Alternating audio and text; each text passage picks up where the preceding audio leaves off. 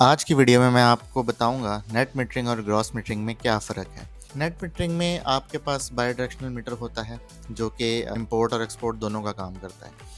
और इस प्रोसेस में ये होता है कि अगर आपका solar system for example 10 kilowatt generate कर रहा है और आपके घर का लोड सिर्फ 2 किलोवाट है, तो जो बाकी के एक्सेस 8 किलोवाट होते हैं वो ग्रिड को एक्सपोर्ट कर दिए जाते हैं। जबकि अगर आपके घर का लोड 12 किलोवाट हो तो जो बाकी का एडिशनल 2 किलोवाट रिक्वायर्ड है वो ग्रिड से लिया जाता है। अब इसमें होता ये है कि फॉर एग्जांपल अगर आपने एक महीने में 100 यूनिट्स ग्रिड को सेल किए या एक्सपोर्ट किए और 100 यूनिट्स ही ग्रिड से लिए तो बेसिकली आपका बिल 0 यूनिट्स का होगा। अब बात करते हैं ग्रॉस मीटरिंग की। ग्रॉस मीटरिंग में आपके घर 2 मीटर लगाए जाते हैं, एक को हम इंपोर्ट मीटर कह लेते हैं और दूसरे को एक्सपोर्ट मीटर। इसमें होता यह है कि जितनी भी पावर सोलर से जनरेट होती है वो एक्सपोर्ट मीटर के थ्रू ग्रिड को आप सेल करते हो, जबकि जब आपने यूज करनी है तो वो आप इंपोर्ट मीटर के थ्रू ग्रिड से इंपोर्ट करोगे। अब इसमें ये सीन होता है कि जब आप उसको एक्सपोर्ट कर रहे हो यानी सेल कर रहे हो ग्रिड को, तो उस पर रेट आपको कम मिलता है, फॉर एग्जांपल 10 रुपए मिलता है। लेकिन जब आप इंपोर्ट करते हो और यूज करते हो तो वो आपको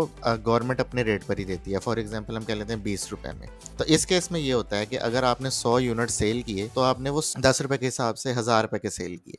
लेकिन जब आपने वही 100 यूनिट अगर घर के लिए यूज़ किए हैं तो वो आपने 2000 में यूज़ किए, क्योंकि आपने 1000 की सेल की, 2000 की यूज़ की, तो 2000 माइनस 1000 इज इक्वल टू 1000। तो इसमें ये होता है कि नेट मीटरिंग को ग्रॉस मीटरिंग पर प्रेफरेंस दी जाती है, क्योंकि नेट मीटरिंग में आपको रिटर्न ऑन इन्वेस्टमेंट बेहतर रहता है ग्रॉस मीटरिंग के कंपैरिजन में। यानी उसमें आपको 0 यूनिट का बिल पड़ा लेकिन यहाँ पे आपको पैसे भरने पड़े। उम्मीद करता हूँ आपको दोनों में फ़र्क पता चल गया होगा।